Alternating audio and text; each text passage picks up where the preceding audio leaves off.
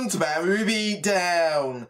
Got a pounding headache, don't know what you did last night except that it was probably very, very bad. Yeah, I felt exactly like that after I watched Hangover Part 2. Every summer there's usually one comedy that breaks out from nowhere to become a smash hit. Well, back in the old days anyway. Nowadays, after getting rave test screenings, these films usually are so heavily promoted that they're not normally surprises. In 2009, that movie would be The Hangover, which rode a wave of hype to become the highest grossing R-rated comedy ever prior to Ted. Well, if you don't take into account inflation anyway. Now, I know many people enjoyed The Hangover and more power to them, but I really wasn't one of them. Admittedly, a second viewing has softened my feelings on it somewhat, but that might just be because of the subject of today's review. Directed by Todd Phillips, seen here in his cameo giving sex in a lift, if you haven't seen The Hangover, here's the gist of it. The film follows a group of four on a bachelor party to Las Vegas. The nice guy groom Doug, played by Justin Bartha, the childlike brother Alan, played by Zach Galifianakis, the neurotic dentist Stu, played by Ed Helms, and most detestably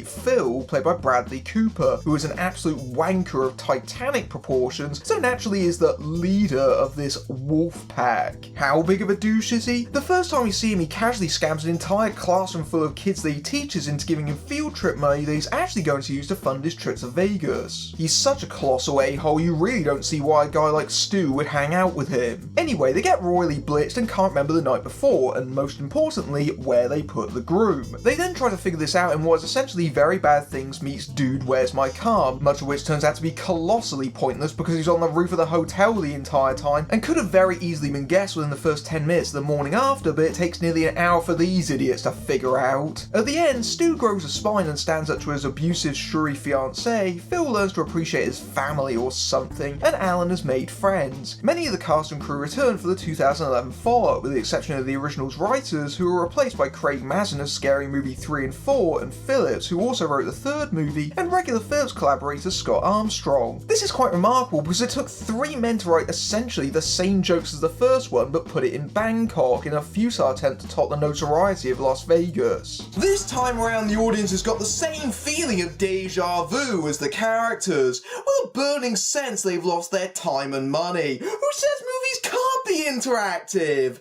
Here's Hangover Part 2. How much is it a clone of the first film? Well, they both open with a wedding under the threat of delay from the boys being missing and Phil giving a defeated admission to Tracy. Oh God, how bad?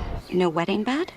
A little worse than that. Behind the scenery and circumstances, there's one major difference. In the original film's opening, they actually mention the person they've lost is the groom, which is a simple, effective hook. This time around, they don't mention the person missing is the brother-in-law, because, you know, that might be a sign they're desperate for ideas. But hey, at least it's marginally more subtle than... It used to be in the olden days that when you were creating a sequel to a surprise high-concept hit, in order to get out quicker and capitalise on the earlier success, you just rewrite the original script but change the details like, say, the location. So it's not Die Hard because it's in Washington this time. This Home Alone is new because it's in New York. This Teen Wolf movie is about boxing this time, and so forth. Another basement, another elevator. How could the same shit happen to the same guy twice? This practice was rather frowned upon and has ceased for the most part, especially since home video and Netflix has made movies more available, so it's nice to see that Hangover Part 2 has brought back a proud Hollywood tradition, right alongside ruining French comedies. Although I will be fair, it's not exactly the same movie. As an experiment, I actually decided to put the first and second movie side by side to see just how exactly alike they were, especially since they have fairly similar running times to each other. Yes, there are some scenes that go together, the opening sequence especially, but that was intentionally so that's almost unfair, and most notably, the equivalent Night Before and Discovery scenes play out at roughly the same points, but there's a lot of instances where the two don't match and diverge from each other. The same elements are definitely in both, but the order in which they occur is different the second go around, because apparently that makes the similarities that much harder to spot. Nope. So it's back to a week earlier where Stu is giving Phil a dental checkup whilst talking about his wedding in Thailand. Not that's really what Phil cares about. Hey, how do I work the nitrous? You don't, actually. Put the prescription pad back. You know that's a felony, right? Fuck you, man. Wow, Phillips just as much a raging asshole as ever. Tell your friend to fuck off when you try and steal a prescription pad to get drugs. Who needs enemies when you got this midlife jock douchebag? Of course, the big issue is that there's a debate not to bring Alan to the wedding, mostly over the fact that he roofied them by accident last time and he's still upset about it. I consider Alan to be insane. Oh, you know what? We should see if we can squeeze the old man to cover the bachelor party. This is the bachelor party. That's orange juice with a napkin on top, so nobody roofies me. One of the most egregious issues with doing a rehashed sequel is that it completely resets the character development from the earlier film, and this is most clearly seen in Stu, who has reverted back into this stuck-up neurotic. In fact, he may even be worse than before. I don't think someone's gonna casually spike your drink, and it's not even there. And weren't they all pretty close after their experiences in the last movie? I got the impression they were good friends by that film's conclusion. And we're the three best friends that anybody could have, and we'll never, ever, ever, ever, ever leave each other. And now you're telling me they're completely isolated Alan and he's back as the outcast. It's funny how there's a part 2 in the title, because it doesn't even feel like a continuation. I'm still putting the broken pieces of my psyche back together. And you know what the glue is? Lauren. You take Vegas out of that equation, you would have married a Why don't you shout that any louder? I don't think your baby sat next to you heard that. And considering his opinions on being a family man and women, how the hell is this guy still married? And this bellend is the one going to the wedding. Stu begrudgingly decides to invite Alan to the wedding, and it's here where we get the one scene appearance of Jeffrey Tambor, once again playing his dad, and once again completely wasted. Bye! You might as well have not shown up! Alan's character in this film has taken a very sharp negative turn. In the first film, he wasn't totally harmless, he did drug them after all, but he was well-intentioned and just very awkward and naive, and as the card-counting scene showed, an idiot savant. In the sequel, he's some deranged lunatic who treats his parents like slaves and is obsessed with the wolf pack and that night, even having the photos on the walls. How did he get those when they said they were going to delete them off the one camera? Alan, is that Mr. Chow? Chow, the guy that kidnapped us? He's actually quite charming. Oh, would this be the same Mr. Chow that was barely in the first movie, punched Alan in the stomach and was generally unpleasant? This is a really forced way of shoehorning in a popular character. This mean, unpleasant side of Alan really shows itself when they meet Stu's brother-in-law Teddy at the airport, a gifted personality-free prodigy who is a talented musician and aspiring surgeon who is totally not Asian replacement Doug. Ever heard of that guy, Doogie Howser? Yeah. He turned out to be a gay.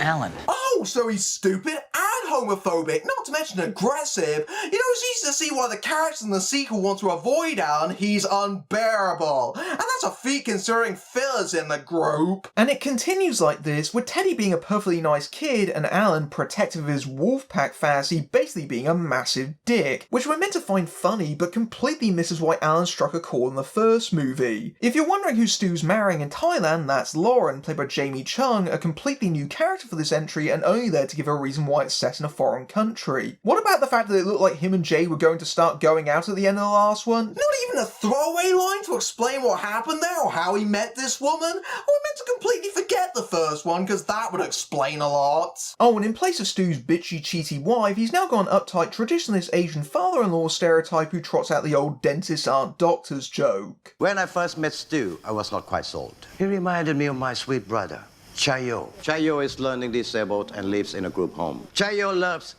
joke. Joke is soft white rice in lukewarm water. It has no taste. The world needs joke, just as the world needs people like Stu. What is this, the douche Olympics? He's making a toast that's basically an extended insult towards the groom and no one sticks up for him? Not even his daughter, the bride? I mean, for crying out loud, I know he's rich and powerful and all that, but no one would sit through it. Not even if it was to marry Jamie Chung. It even makes Alan's inevitable terrible speech, which has to be a scene in every wedding-based movie and is on the cards naturally because it was in the original, look downright modest by comparison. Neither was amusing at any rate. Luckily it's around this point the guys decide to go out drinking, taking Teddy with them to a bonfire complete with marshmallows. They say they're only going to have one beer, but you know they're not, because where's the fun in that? We wouldn't have a movie! Hang on, where's the fun in having the movie? Sure enough, they wake up in some crappy Bangkok hotel room with no clue of the night before. Again! Whoops! And whilst Phil wakes up looking ready for an extremely sweaty photo shoot, Alan wakes up completely bald and instead of missing a tooth, Stu's got a Tyson-esque facial tattoo. Because he was in the first one! Ow! I need to try to wash it off. It's not coming off! Yeah, better wash it off quick. Warner Bros. Might get sued and be forced to pay a settlement or ditch the alternate for the home video release. And instead of a tiger in the bathroom, it's a monkey, because when we're desperate for a laugh, bring in a monkey. But some things don't change. A phone call shows Doug won't be waking up with them. I'm at breakfast by the pool. Stu, Doug's fine. He's at the resort. Well, we each had one beer last night, right? Yeah, but I left early, remember? Really? You couldn't let Justin Bartha in on the fun this time around after spending most of the last movie off screen? What a cop-out! You know, I'm starting to think the filmmakers are just like Alan. They don't want anyone to ruin their precious three-man wolf pack. Oh, well, maybe you'll join them in the third movie. No! Doug is my insurance. Can you take Stu instead? Oh, no. Justin Bartha, stop being so useless! Wait a second, is Teddy with you guys? He wasn't in his room. They've been looking for him all morning. Fuck! I just found his finger. So it's not enough they lost someone again, we have to up the ante by implying there's a very serious threat they've either been kidnapped or killed, because darker is always synonymous with funnier. They're also not the only ones in the room, because Mr. Chow, played by Jeong, is there, once again entering the film by way of his tiny penis. Yeah, we've moved up from male asses to more trouser snakes this time. If you're surprised by your own anatomy, this movie is for you. Alan called me a few days ago and invited me to a wedding. Since when did Chow move to Thailand? I thought he was a Las Vegas gangster. This is the flimsiest, most tenuous excuse for this character to be in this movie. Well, at least he can explain what happened to them. I explained it all, okay? That's a big... You ready for craziest fucking story of... He's dead. Oh, I forgot! This movie would be over before it even started if anyone actually bothered to explain anything. Well, I guess that means we're going off on a wild goose chase. Again. They decide to dispose of Chow's corpse, which they had to carry up the stairs because a power cut means the lifts won't work, and place him in an ice machine. And you know what? They aren't completely stupid. They do actually check the roof this time, even if Teddy isn't there. No, I'm not still pissed they didn't bother to look in the last place they remember before their hangover in the first movie. Freaking morons. Even the check the pockets trick doesn't work this time, but luckily Doug calls them up to tell them that Teddy's been arrested. Again, this would be a really short movie if it was quite that easy. Teddy's his eye? He brought the wrong guy. That's not Teddy. We have his IDs and everything. Excuse me, sir. How did you get this stuff? Teddy doesn't speak. Nothing. It's amazing! This guy managed to pull triple duty by being the replacement for Black Doug, the baby, and Mike Tyson's tiger all at the same time. Who says they weren't creative? Oh, and he's a mute too, so he can't explain the plot because we've still got another hour of this to go. They quickly determine he's a monk who has taken a vow of silence and search his jersey, which belongs to Teddy, and find a card for a bar, only to discover when they get there that the street has been completely destroyed. Luckily on the same street is a tattoo parlor that has a photo of Stu, which they go into. This leads into one of the most discussed moments of the movie, the tattooist cameo. This takes the place of the Tyson appearance, and the original idea would be that Mel Gibson would fill the part. However, this caused friction between the cast and crew, especially Galifianakis over Gibson's anti-Semitism, so he was replaced with Liam Neeson and the scene was shot. But then, during editing, the sequence this led into was deleted, meaning it had to be reshot, and Neeson was too busy with Wrath of the Titans to fill the role, so in his place is, Nick Cassavetes. You know, the director of The Notebook, Alpha Dog, and My Sister's Keeper. Yeah, me neither. And all of that is considerably more interesting than the actual scene. If this was a cameo that we were supposed to recognise, especially given how well publicised the part was, then it's a complete failure because I had no idea who this person was, and I'm the movie guy. Worse, it actually reveals the scene as lacking in any real jokes, and is mostly expository, which a force of personality like Neeson or Gibson would have compensated for. Weirdly, force of personality seems like overstatement for one and understatement for the other. You don't remember getting into a bar fight at the White Lion? We don't remember anything. Check this out. Holy shit.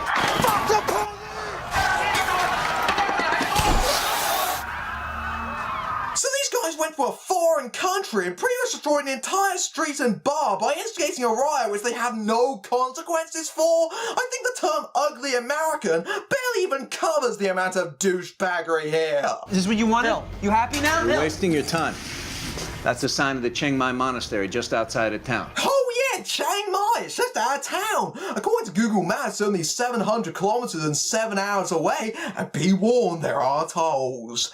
Yeah, speaking of ugly American, I get the impression this film is made by people that think that Bangkok is the entirety of Thailand. After hitching a surprisingly quick ride out of town, so to speak, mostly so we can do the baby joke with a penis-biting monkey, they make it to the monastery and I'm suddenly getting anger management flashbacks, not least of which because the monks suddenly start beating the shit out of them for breaking the vow of silence simply to fill in the spot with the tasers, before returning the monk like the aforementioned tiger. You should bring your question to the guardian of meditation. Did you understand a word he just said? No, he said he's farting because of his medication. Oh, other cultures, they're so funny because they speak English in heavy accents, and that's like weird, man, and not kinda racist. We should pat them on the head for even trying. They meditate, and evidently only Alan is pure of mind enough to get a vision, which involves having scenes from earlier in the film being reenacted by 12-year-olds for no discernible reason, because he's childlike, I guess? Well, the more likely reason is probably that drug and alcohol abuse is absolutely hilarious when it's done by children. Oh, and the Black Eyed Peas' I'm a Bee plays in the background just to add insult to injury and ruin a perfectly good soundtrack. The vision leads them to a strip club and a dancer named Kimmy, who will make you wish for the presence of Heather Graham. This one was following me around like a little puppy dog. We didn't get married, did we? Danced for him. He tickled me. We had sex. Massaged his shoulders. You love it. You were crying, saying how special it was. Are you? Hey, you in Bangkok, sweetie. Oh! Where do I even begin with this? The fact the punchline was incredibly obvious to anyone with even a passing knowledge of the country's sex workers is minor in comparison to the hideous implications of it. Yeah, if someone's so drunk they're not of sound mind to give consent, that's called rape, and that's not helped by references to Stu crying. Worse is the truly despicable depiction of transgender people in this scene simply for a homophobic shock gay panic gag. This scene is not funny in the slightest, it is nasty, cruel and poisonous. I made love to a man with movies. No one's ever gonna find out about this. Yeah? That might be hard to go away, but in time it'll happen. Okay, in the first one, the fact that he married a sex worker was because subconsciously he didn't want to get married to his abusive girlfriend. Here, he actually slept with one, which is even worse because he cheated on a woman he supposedly wants to marry. And continuing with the dark tone, some Russian gangsters show up and ask for the monkey back at gunpoint, which the wolf pack give them. When they ask about Teddy, Phil ends up getting shot in the arm, just as how the wedding chapel owner got shot in the last one. All together now. What the fuck is going on?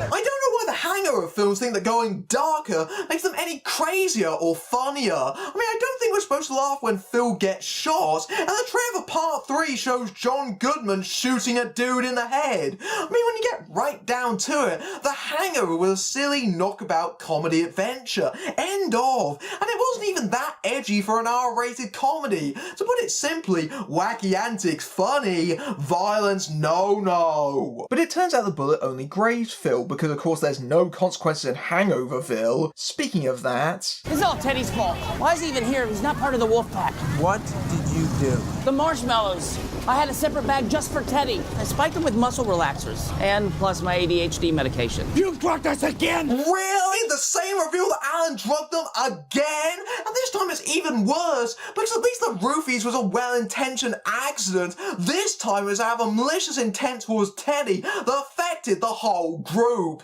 And if there were muscle relaxants in there, wouldn't they all get knocked out as opposed to messed up, ready to party? There's no two ways about this. Alan is an asshole who needs to be locked up, let alone have as a friend. But as they go to a hotel written on Alan's tummy in the next scene... What about England, Phil? Will we still be friends there? Alan, I already told you it was in the heat of the moment.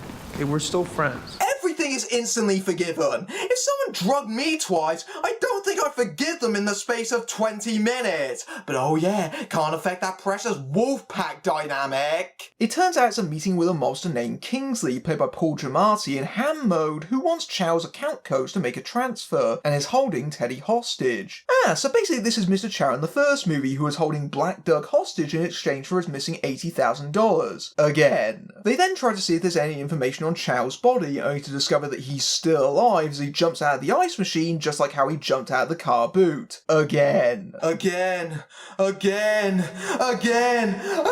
again! It happened again. I think it's happened again. I can't believe this is happening again. Sorry guys, I'm looking through my thesaurus to find any synonyms for the word again, but as it turns out, there aren't many ways you can do the same thing over and over again. Somehow I think that applies to this movie as well. Ooh, recurrently! I mean, come on, even the bit where Stu sings a little song is repeated over in the later film. That's how much copycatting is going on. In the original, it was a nice organic character moment that passed a brief amount of time. Here it's, hey, it worked the first time, let's do it again, and it doesn't feel spontaneous at all. Everything is so rigidly workmanlike, it feels like I have to punch out my shift watching the damn thing! It turns out the codes are in the vest on the monkey that they gave back, so they're gonna have to try and steal him again. Think of him like monkey drug mule. He take coke to buyer and deliver cash to dealer. Dealer never handle drug directly. He clean. If the monkey is a drug mule for Russian gangsters which you kidnapped, why don't you put your bank codes on him? Did you not think they want him back? Oh, they think this is a safe place to put your account details. And thus there's a car chase sequence where they had to evade the Russian criminals the monkey belongs to, and it's not actually a bad sequence at all. In fact, it's quite well done and one of the few good bits, at least partially because this is actually new and can't be directly tied to something in the first Hangover, thank goodness. It's also the only time in the movie where Bangkok feels dangerous in the Nick Cage way. They otherwise have no problem getting around finding things, and every person they talk to speaks English. It's basically a grubbier Las Vegas. They keep saying, oh, Bangkok's got him now. It doesn't mean jack shit. They drop the monkey off at a vet and go see Kingsley at the morning meeting where they promptly do the transfer with Chow. Of course, as before, this turns out to be a bait and switch, where it turns out that Kingsley is actually an undercover Interpol agent on a sting operation to arrest Chow, and they don't actually have Teddy. Wow, what a waste of Paul Giamatti. I'm also glad that Chow is out of this film. Just as Ken Jeong has become overexposed in the last few years, so too has Chow in this film. He was only in the original for 3 scenes, and yet here he's turned up the quirky flamboyancy 100% in his extra screen time, turning what was a breakout character into a rash of irritation. The fact that the third film increases his role even more, yeah, not a good sign. Now we've caught up to the opening of the film with just hours to go until the wedding. Dad, who are you talking to? Give me the phone. Lauren, no, that's a private... Tell me what's going on right now. We lost your little brother. Bangkok has her now. You're in Bangkok? Ah, the women of the Hangover universe. Either nags or completely clueless wives that sit around on the sidelines looking anxious, not actually doing anything, because then the guys might actually be punished for what they did. I mean, you gotta appreciate the subtle, nuanced characterization of, say, Phil's wife, who's appeared in 2 films and yet has barely spoken 2 or 3 lines in total. Wow, what a great part! Stu finally figures out where he left Teddy and races to get him. It turns out he was actually in one of the lifts in the hotel that was stuck when the power went out as he tried to refill the ice for his finger. Okay, I will give them points because it was a little bit hard to figure out, but come on! They didn't even have to leave the hotel again? What didn't he see for help if he was trapped in there? Don't tell me he was passed down a lift for the last 24 hours. It's bad enough they repeated the exact same reveal, but it also makes the preceding movie pointless once more. So it's another race to the ceremony, which this time they do with Chow's speedboat, which is how they got to Bangkok in the first place. I should mention that Bangkok to the Krabi resort requires looping around Malaysia and back up again, which is needless to say impossible to do in this time frame, or for Chow to do in the first place. Again, Thailand is not just Bangkok. I'm really sorry. We didn't mean for any of this to happen. I can't remember anything, but I was kind of happy. You have any idea where my finger is? Yeah, we gave it to a drug-dealing monkey.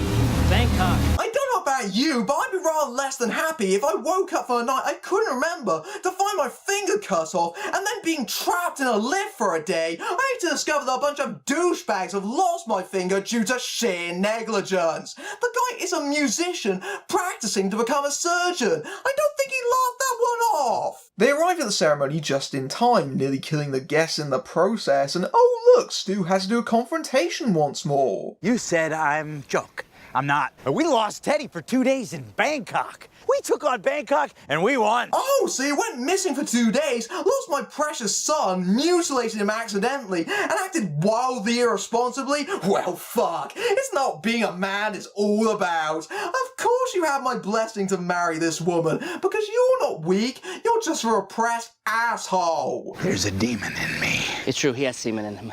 Look. Not relevant, but thank you, Alan. Yeah, he's probably not gonna mention that to his wife if he can help it. In fact, I get tested as soon as possible because there's a high probability that he's picked up a honeymoon ruining STD. Oh, that's right, no consequences in this universe, because that would mean being responsible. So the wedding goes on as planned, the tattoo imitating Doug's sunburn in the first one. At the party afterwards, you remember the Mike Tyson cameo, so here he is again, even more tenuously, massacring the song One Night in Bangkok. So let me get this straight, Mel Gibson couldn't appear in the film on account of his anti-Semitism, but will our convicted rapist who served in prison, and he did the first film to fund his drug habit 2 cameos and act like bros? I mean, I'm not saying that 2 wrongs make a right, I'm just saying it's pretty damn hypocritical, don't you think? Come on, man. I'm Mike Tyson. I've seen everything. Yeah, I bet you have, Iron Mike.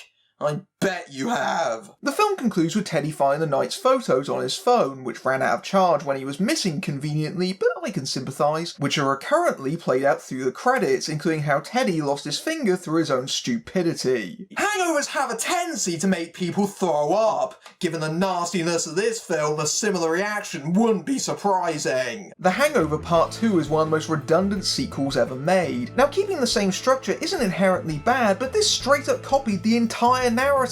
Virtually everything that happens can be traced back to the earlier film, and in that sense it serves as a great guide of how The Hangover could have been much, much worse. Even Home Alone 2 and Die Hard 2 changed up things more than this did. There's no spontaneity or surprise because we've seen it before, so we see it coming again. Trying to be darker and more shocking, it results in a crude bluntness delivering with such mean cruelty that the humour just dries up, not to mention lacing this male fantasy with a nasty transphobic streak. And it's not like there aren't talented people making it, but this is a thoroughly lazy, derivative piece of work that should be ashamed of its total lack of invention. It's encouraging that the third movie, just released at the time of this video, scraps the structure in favour of a new storyline, but it also seems to be operating under a misbegotten thought this series is some kind of epic rather than just some popular mainstream comedies about drunken misadventures. I hope for fans of the series it's an improvement on this entry, which is exactly the kind of film you'd like to forget you'd seen the night before.